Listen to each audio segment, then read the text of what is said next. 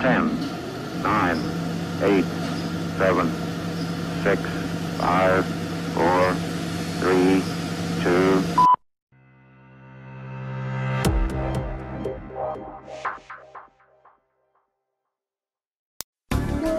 This is what we believe, that when we release God's Word, God will release His energy and power to transform our hearts, to renew our minds, and to change situations. Let your word be magnified.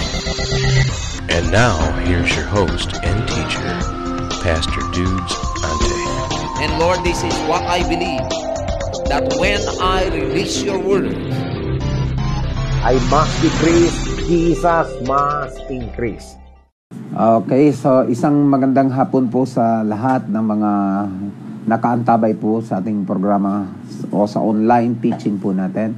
So, it's a good Friday and I know that the Lord will empower us today.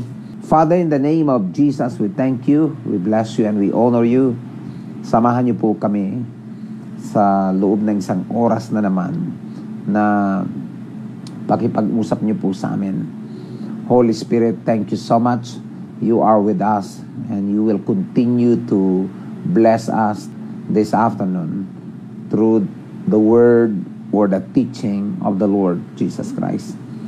Thank you that every session we have a miracle. We have a miracle, that this miracle is permanent, eternal, or progressive and increasing. Maybe one of the great miracle that we receive is the miracle of revival, a miracle of wisdom, miracle of knowledge, understanding. Thank you, Holy Spirit. You are our great teacher, equiper, mentor this afternoon. And Father, I thank you for the mind of Christ, the calling, the abilities, the righteousness, and the anointing that I have. And because of that, this is what I believe, that when I release your words, you will release your energy and power to transform our hearts, renew our minds, and to upgrade our practical situation. Let your words be honored, be magnified, and be glorified in our hearts. I must decrease, Jesus must increase. All glory belongs to you in advance. In the mighty name of Jesus, your Son. Everybody say, Amen and Amen. Okay, so in the book of 1 Corinthians chapter 15, verse 1. Now, brothers, I want to remind you of the gospel I preached to you, which you received, and on which you have taken your stand. Okay? By this gospel you are saved, if you hold firmly to the word I preached to you. Otherwise, you have believed in vain. Then verse 3, for what I received I pass on to you as of first importance, that Christ died for our sins according to the scripture. Okay, so this afternoon, as I said, the Holy Spirit wants to remind us. So I want to focus on this. And we know, alam naman po natin mga 7 last words. Alam naman po natin, I know na some of you knows that, or most of you. But of course, if you have a lot of questions, you can hear to some other preachers, or pwede natin gawin din dito, no? But of course, this time, specifically, the Holy Spirit lead us in this subject. Okay? O at the same time, in this special chapter, para po sa hapon pong ito. Ulitin ko po, now, brothers, I want to remind you of the gospel I preached to you. When we talk about the gospel of the Lord Jesus Christ that we heard for a long years, or ilang taon na po ba tayo na nakakilala, na mahalaga po kasi ngayon tayo po ay dapat may stand na. In other words, pag sinabing stand, concrete yung understanding, yung knowledge, concrete na po. In other words, walang labis, walang kulang.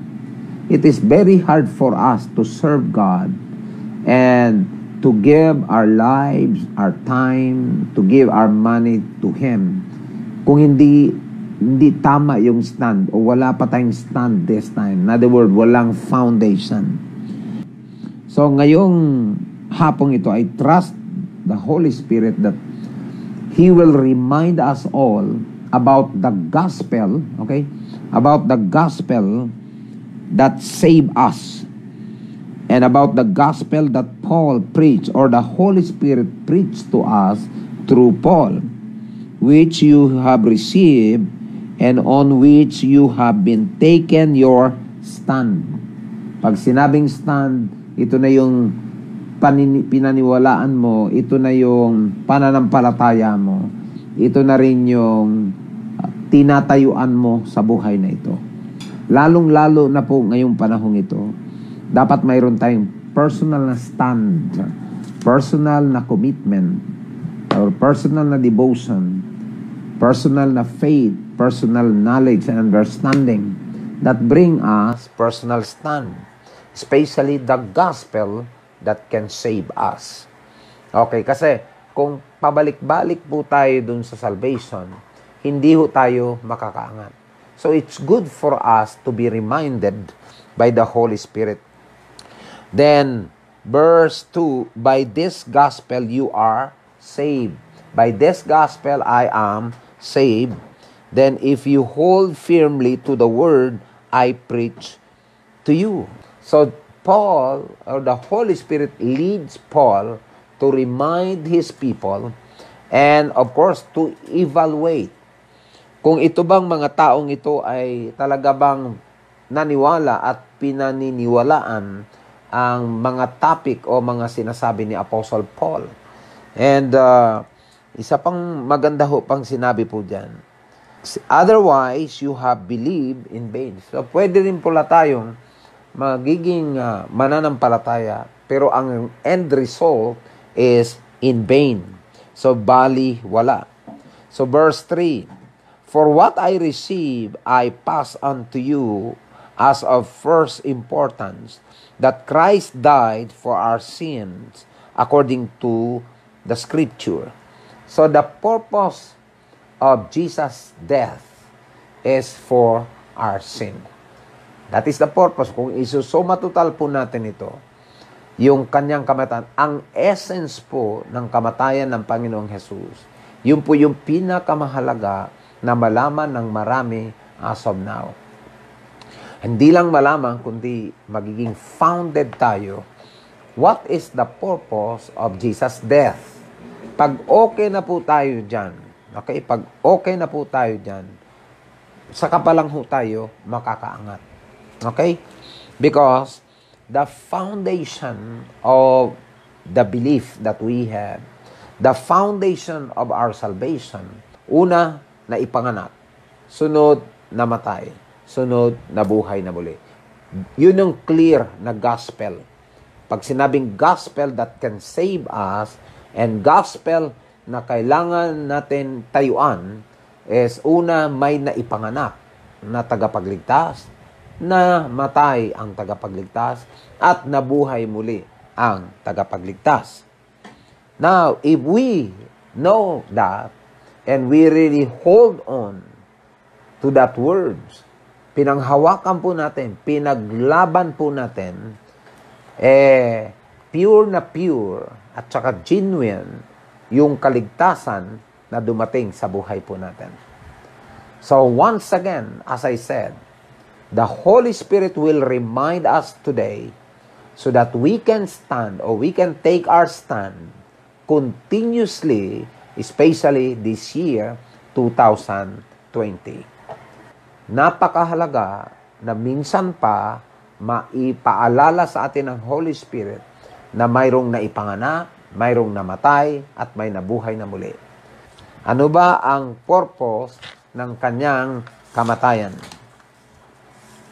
Okay, so malinaw po dyan, dito sa ating verse na binasa. For, verse 3, for what I received, I pass unto you as of first importance, that Christ died for our sins according to the Scriptures, that He was buried, and He was raised on the third day according to the Scripture. Okay, nailibing at nabuhay na muli. Sa makatwid, this is the gospel, as I said, empowered by the Holy Ghost in the life of Paul. Then, of course, mai-enjoy po natin yung ating Christian journey if we understand this great foundation of the gospel that can save anyone who receive and who believe the Lord Jesus Christ. At tayo po ang isa po niyan. Ikaw at ako ang isa po niyan. And that He appeared to Peter, and then to the 12. After that, He appeared to more than 500 of the brothers at the same time, most of whom are still living, though some have fallen asleep. Then He appeared to James, then to all the apostles, and the last of all, He appeared to me also as to one abnormally born. Okay, so si Paul po yan. So si Paul ay kompleto yung gospel. Okay? Kung aking titingnan, may naipanganak, may namatay, may nailibing, at nabuhay na muli. Sabihin natin yung apat na yun. Itong lahat ng ito nangyari sa ating Panginoong Jesus. Okay? We will discuss a little bit about the purpose of His death. At least kahit papano, it will remind us once again. Okay, so number one of the great purpose of Christ's death is to pay the price. To pay the price. To pay the price for our redemption. That is the number one. This is the major purpose of the Lord Jesus' death. To pay the price for our redemption. Tayo po kasi nung nagkasala, para po tayo na isangla o nakasangla, at kailangan po tayong mabawi mismo ng ating Ama, at mababawi lamang po tayo kung tayo po ay mapaka kay Kristo o magkakaroon tayo ng pananampalataya sa Kanya. So, this is already given. Bigay na po ito, nangyari na po ito. It is done for many years ago. So, the purpose, Jesus paid the price for all of us. It's already given, binigay na.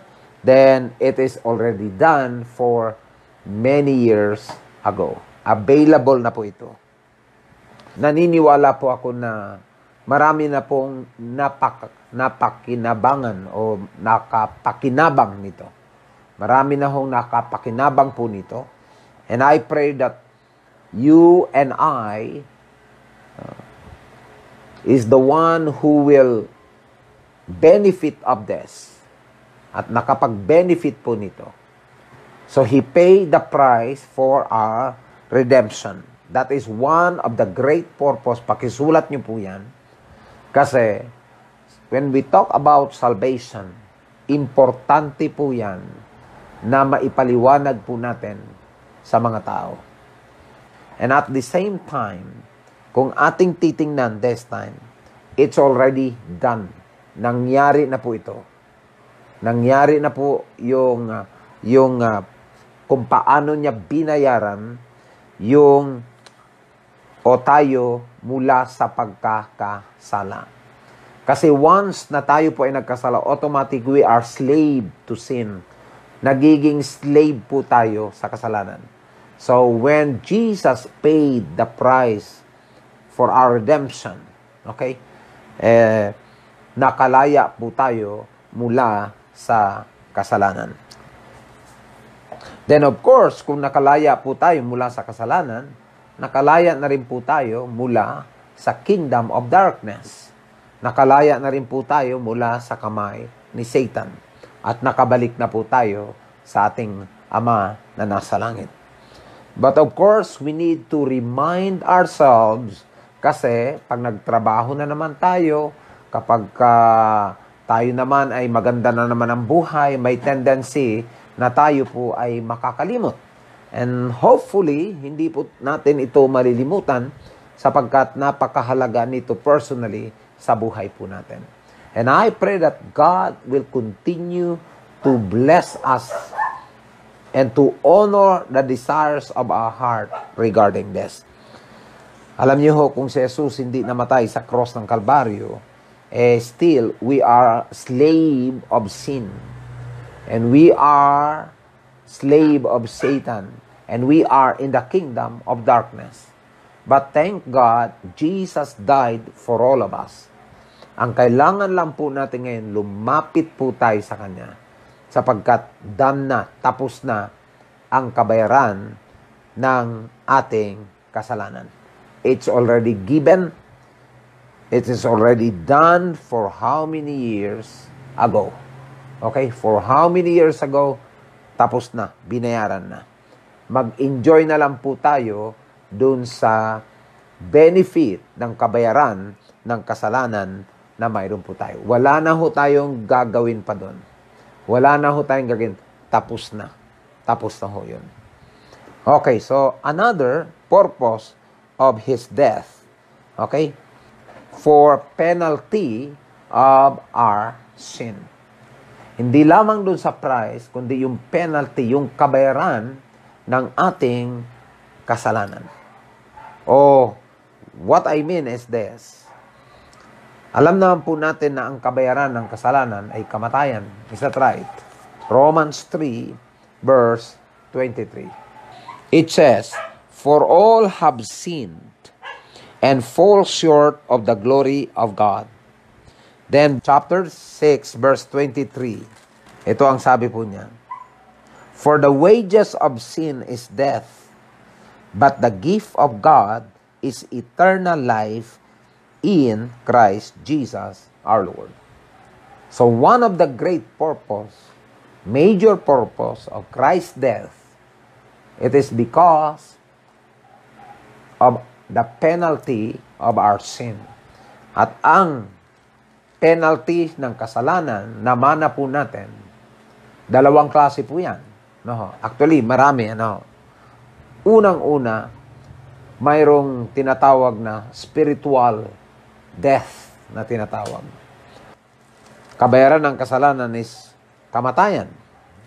So, unang-una, yung spiritual penalty. We will discuss about the spiritual penalty. Spiritual penalty is no other than hell and lake of fire. Hell and lake of fire. We need to understand this so that our joy gave us more strength to believe, and the joy that we have gave us more strength to serve God in Christ Jesus. That's why the Bible says, or the Holy Spirit says once again in the life of Paul, that rejoice in the Lord always, and I say it again, rejoice. So one of the great or major purpose of His death is also for the sake of the penalty of sin. He wants to rescue us. He wants to save us from sin or from the penalty of sin.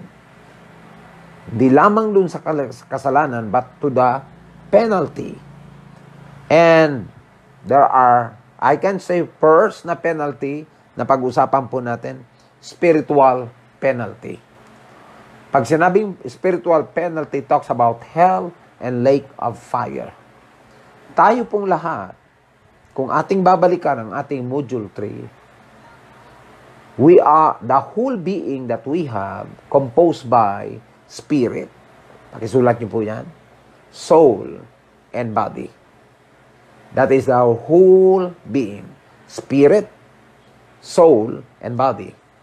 Tayo po ay spirito na may kaluluwa at nakatira sa katawan. Lilinawin ko lang po ito. Once again, sa lahat na nag-smart, I know na lalo nyo po ito maunawaan. Maganda po ito sa pinag-uusapan po natin ang sharing or personal witnessing. Tayo pong lahat ay sa kabuuan ng ating pagkatao bilang tao, mayroon po tayo po ay spirit na mayroong kaluluwa na nakatira sa katawang ito. So your body is your tent. My body is my tent. Then I am a spirit being, you are spirit being. I have my personality, which is my mind, will, and emotion. Now, when we talk about spiritual penalty, kung hindi po tayo lumapit kay Jesus, there will be a tendency na ako at ikaw ay destined to hell and lake of fire. Uulitin ko po din ito para lang po sa lahat na nag-aral ng Module 1 at saka hindi pa nakapag-aral. Sa whole being po natin, kanina napag-usapan natin spirit, soul, and body. Now, we will talk again, hatiin po natin sa dalawa this time for the sake of study. Our whole being, ang pagkatao po natin, mayroong inner man and outer or outward man. May inner man, outward, or outer. Ang outward, walang iba ang katawan po natin. Next to that, pag sinabi mong inner man, spirit and soul. Ang spirito at kaluluwa, hindi po pwedeng paghiwalayin. Nobody can separate this. Kung mapunta sa impyerno, ang spirit with soul. Kung mapunta sa langit, ang spirit still with the soul. Our body, pupunta sa cemetery. Now, when we talk about inner man, either heaven or hell. Now, once you are sinners, once I am sinners, automatically, I am destined to hell. Because that is the penalty of those people who stay or who remain in sin. So kung tayo po ay nanatiling makasalanan, automatically, pupunta tayo sa hell. That is the inner man. So the outer man is the body, which is our tent. So clear po ba ito? Clear po ba sa ating lahat? Mahalaga po ito this time. So yung pong ngayon lang makakarinig, you can ask this question sa page po natin, sa King's Ambassador, or to your friend. Depende po kung sino mga pastors ang nangalaga po sa atin ngayong sa kapanahunan po ito. Huwag ho tayong masiraan ng masiraan ng kalooban sa panahon, sa nangyayari sa panahong ito. God has a purpose of this. As I said, this is a wake-up call to the spirit man. This is the wake-up call to the inner man of our lives, which is spirit and soul. And of course, our body, this time, ay nagkaroon ng parang, alam naman po tayo ay busy body. Ibig sabihin ay mga masipag po ang karamihan at marami po sa atin masipag po yung mga nasa harapan ko this time. And I thank God that God will give us more wisdom, more understanding regarding this. So the spiritual penalty. Now, as long tumakbo tayo kay Jesus, okay? The spiritual penalty is already canceled. Kanselado na po yung ating spiritual penalty. We are not going to hell anymore. You are not destined to hell anymore and to the lake of fire we are all destined to heaven. Napakahirap po na tayo po ay hindi ma-rescue spiritually. Alam mo, marami pong natakot sa COVID ngayon. Okay?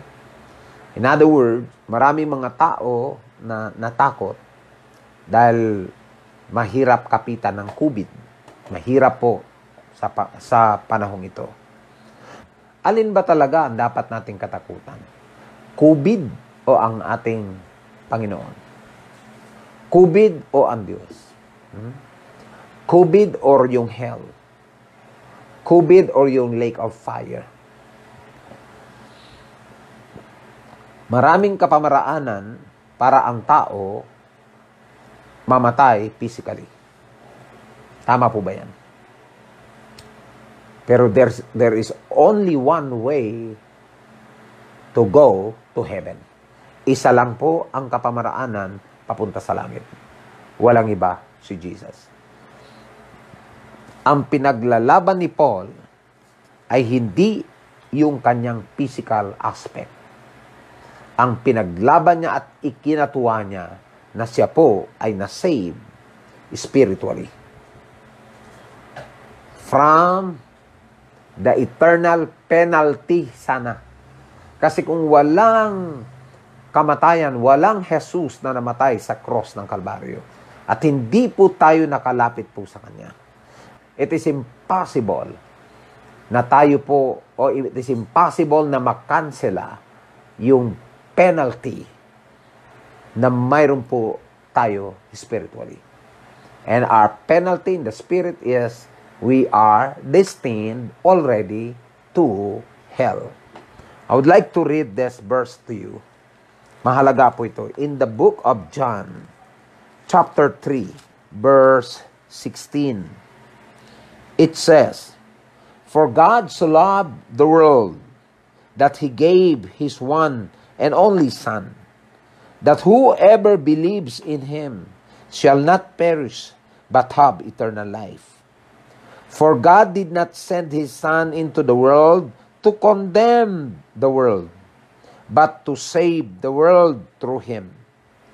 Whoever believes in Him," listen to this, "whoever believes in Him is not condemned, but whoever does not believe stands condemned already, because he has not believed in the name of God's one and only Son." Okay. So clear. Napakalinaw po nito.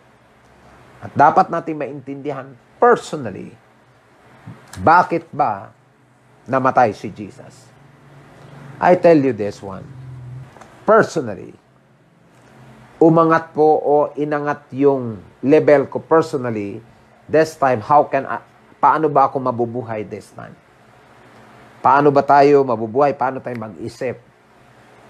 Without this understanding, there will be a tendency na napakahina ng ating isipan, napakahina ng ating pananampalataya, napakadali nating matakot sa anumang pangyayari sa mundong ito. Madali tayong mangamba. Kung ako at ikaw ay na-save na sa hell and lake of fire, even death, hindi dapat natin katakutan. Okay? Even death, hindi dapat natin katakutan. Kasi the moment maintindihan po natin that we are no longer destined to hell or lake of fire, you are living in this world without any fear of death, without any fear of anything na pwedeng dahilan ng kamatayan ng bawat isa sa atin. Because fear of death paralyzes us. Fear of death, ito po yung isa sa nakaka-stress this time. Kaya konting symptoms na mataas ang BP, konting symptoms na tayo po ay parang kinakabahan. No, there will be a tendency na lalo kang kakabahan because of your fear. Isa po sa dapat nating alagaan this time is no other than our faith. Naalala ko may mga taong matatapang, pero may tendency takot sa kamatayan. Alam nyo, nung namatay yung aking mga magulang, at iba't iba ang kapamaraanan ng kanilang kamatayan, naisip ko na rin, personally sa aking buhay, na lahat tayo hahantong yan. Lahat tayo dapat nakahanda. No fear of death. No fear. Natatakot lang tayo kasi gusto kong makita ito personally. Kung tayo man po ay gusto pa tayong mabuhay sa mundong ito, it is because we want to serve God. Yun lang po ang purpose. We want to serve God. We want to preach the words. We want to give. We want to become a generous man of good deeds, of course. And of course, habang tayo nabubuhay, normal na magtrabaho po tayo. Normal na ma-inspired po tayo mag-work. Ma-inspired po tayo na kumilos. Ma-inspired po tayo na magsilbi sa ating kapwa, sa ating lipunan, or sa ating government. And I said that this COVID, the more na tayo ay matatakot, the more na tayo ay kakabahan, the more na pwedeng mangyari sa atin yan. But as long we are free from fear, and as long tayo po ay nagkakaisa, at siyempre gagawin po natin yung sinasabi po ng ating government na kalinisan, gumamit po tayo ng alcohol. But don't forget to remember, ang kamatayan ay hindi dapat nating katakutan sapagkat ang kamatayan ay kapanalunan. At anumang symptoms ng karamdaman, huwag tayong magiging emotional. Huwag ho tayong magiging matarantahin in that area. Always remember, the price is already done. Nangyari na. Deal na. Tapos na. Gusto ko pong makita this time that as long we are in Christ Jesus, we are ready to die. Is that right? We are ready to die. No any fear, any worry of death. Kung bubuhayin tayo, din buhayin tayo for a purpose. Kung hindi tayo bubuhayin, di wala na. Wala na tayong purpose. Kasi hindi pa naman tapos. Death is not the end of our time with God. Hindi po sa ending. Hindi po ending ng buhay po natin sa paglilingkod. After that, ilang taon lang babalik tayo dito sa mundo. And we will continue to serve God. Ang siguraduhin lamang po natin ngayon, tayo po ba ay ligtas? Tayo po ba ay may... Katulad ngayon, ano bang ginagawa natin this time? Are we sharing our friend to our friend? Ini-introduce ba natin sila na makinig ngayon sa ating programa, sa online, so that they can understand this? It's time for us to share. Kung tuong mahal natin ang mga kamag-anak po natin, una nating ibigay na regalo sa kanila, hindi pagkain, kundi kaligtasan. Kaligtasan mula sa impyerno. Kaligtasan mula sa kasalanan. Kung mahirap na nga po tayo dito at naghihirap pa ng anumang karamdaman na mayroon pa tayo, then at the same time, maghihirap tayo sa hell, anong klase pang buhay? Napakamalas na ho natin. Now, kung naghihirap tayo dito sa mundo, pero kung tayo naman ay namatay, pupunta sa langit, we are blessed. We are so blessed. Hindi po maikukumpara ang karanasan sa langit kaysa karanasan sa anumang pinakamayaman sa buong mundo dito sa lupa. Hindi po kayang tumbasan ang kaligayahan ng langit o ng isang taong nasa langit kaysa nasa mundo. Mayaman nga, pupunta naman sa impyerno. Anong mangyari? But it doesn't mean na kapag nasa Panginoon tayo, ay maghihirap po tayo. Mayroon pa tayong subject niyan. I thank God that the Lord will give us more wisdom, more understanding, more knowledge regarding this. And hopefully, both of us now is working with me and praying that this message ay magkakaroon ng anointing at magbukas ng mata ng marami all over the world, especially our friend, our relatives, our immediate family, na ma-enjoy po nila ang kamatayan ni Jesus sa cross ng Kalbaryo. Laging sineselebrate ang cross, ang Holy Friday.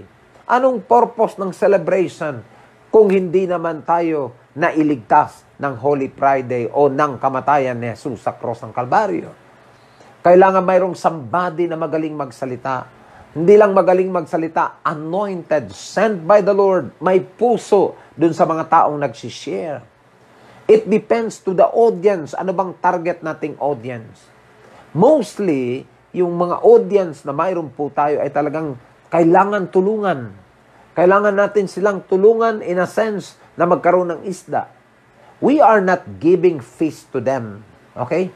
We are teaching them paano mangisda. Yun po yung isa sa kailangan po nating gawin sa panahon pong ito. So the spiritual penalty, importanteng mailigtas po tayo dito. Pwedeng maangkin mo ang kayamanan, mayamang ka million. Ikaw ng number 1 na mayaman dito sa mundo. Pero kung ang kamatayan, na pagdating ng kamatayan, your soul with the spirit, your spirit with soul ay pupunta sa hell. Baliwala yung saya dahil sa pera na mayroon po tayo sa mundong ito. That's why the reason why Paul remind the audience or his audience, he reminds the Corinthian churches about their salvation.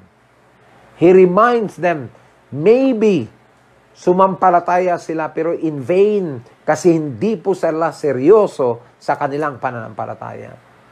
It's time for us today to really believe the gospel in the Lord Jesus Christ. The gospel is no other than the Lord Jesus Christ.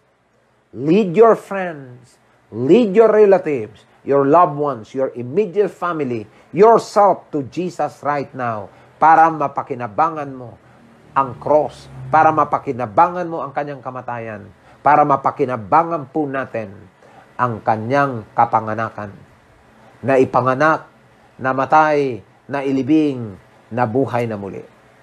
Para saan po yun? For us. After that spiritual death or penalty na mayroon po tayo, His death physically, okay? His death physically also bless the penalty of sin in our body. That's why by His stripe or by His wounds, you are healed. Healing is one of the benefit of the physical death of the Lord Jesus Christ. Gusto ko pong makita ngayong hapong ito na napakahalaga ng gospel ng Panginoong Jesus na dapat nating maintindihan, dapat nating ma-share. So spiritual penalty, it's already done. Nailigtas na po tayo, na-rescue na po tayo. And yan ang dahilan kung bakit tayo ngayon ay nabuksan ang ating mga mata. We worship the Lord. We serve the Lord. We gave our tithes to Him. We gave our money. We support to Him. Yun ang purpose. Kulang pa ang million na pwede natin ibigay sa Kanya. Kulang pa yung oras na pwede kong magsalita para sa Kanya. Hindi kayang ikumpara doon sa ginawa Niya sa akin sa cross ng Kalbaryo. Malalaman mo na tayo po ay namatay spiritually kasi mayroon na po tayong kamatayan physically. Alam po ba natin that we are not destined to die physically? We are not destined. Hindi dapat tayo mamatay physically. Wala sanang kamatayan physically. Wala ho sana. Mahalaga po sana kung wala lang, kahit pa anong virus ang darating sa mundong ito. Once hindi nagkasala si Adam, wala sanang kamatayan physically. Nalaman po natin na mayroon tayong kamatayang spiritual kasi may kamatayan na tayong physical this time. Kahit po nailigtas na po tayo spiritually, still our body is not qualified to enter into heaven. Babaguhin ang katawang ito. And one of the great remedy of God is yung bibigyan po tayo ng another body, which is yung heavenly body. Pero wala pa ho tayong physical body, pwede ho tayong magkaroon ng practical glorification of our physical body today. What is that? Pag sinabing practical glorification of our body, pwedeng baliktarin yung mga sakit, mga karamdaman, anumang mga weakness, immune system, pwedeng palitan ng Panginoon ng kalakasan ng lahat.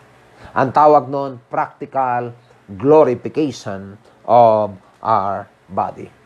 And I trust God that this afternoon, ay lalo natin naintindihan, naunawaan.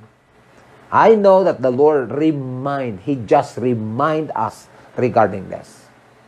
And I am so blessed na ako ay isa sa ginamit niya ngayong hapong ito para po maalala, ma-remind po tayo ano ang kahalagahan ng gospel ng Panginoong Jesus. That's why sinabi ni Paul, sinabi niya, hindi ko ikinakahiya ang magandang o mabuting balita patungkol kay Kristo sapagkat ito ang kapangyarihan para sa ikaligtas ng isang tao. So another penalty, penalty of death, another poverty, sickness, and diseases is part of penalty. Spiritual penalty, physical penalty, poverty, that is a practical situation. Mayroon ding penalty sa practical situation. Spiritual, physical, practical situation. Ano ang penalty ng kasalanan? Poverty. Greediness. Stingy. Alam niyo po ba ang poverty, hindi ibig sabihin na wala kang pera lang yan.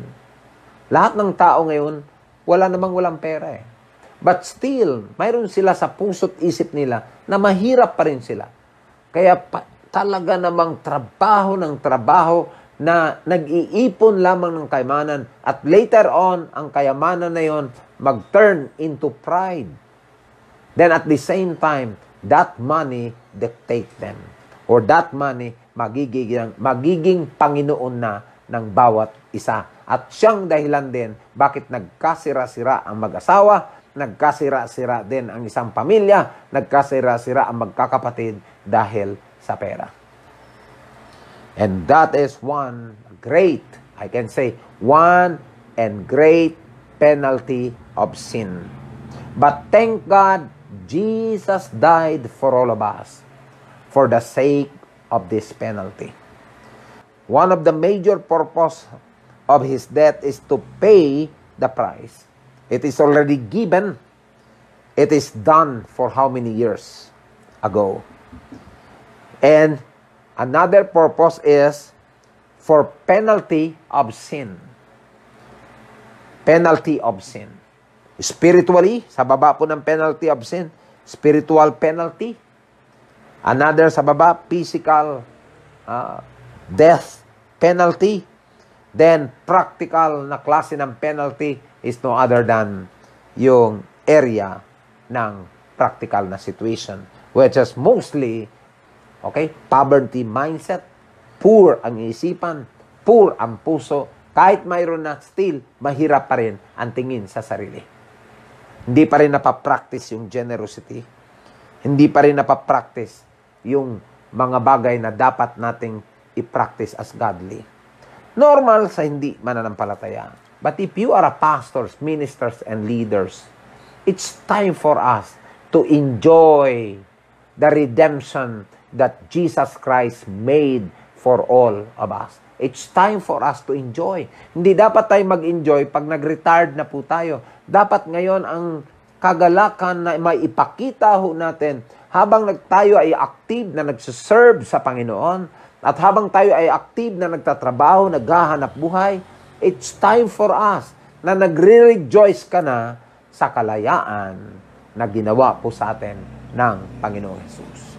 At ang kalayaang ito ay nangyari nung siya po ay napako sa cross ng Kalbaryo. Ano ba ang sinabing it is finished? Ngayon, nagbigay ito ng kalituhan ng marami.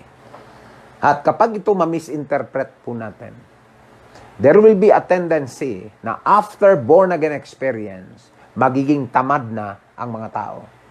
Kasi lumalabas, pag sinabing finish, tapos na, wala na tayong ibang gagawin. Tama po yun. Wala tayong ibang gagawin in the spirit.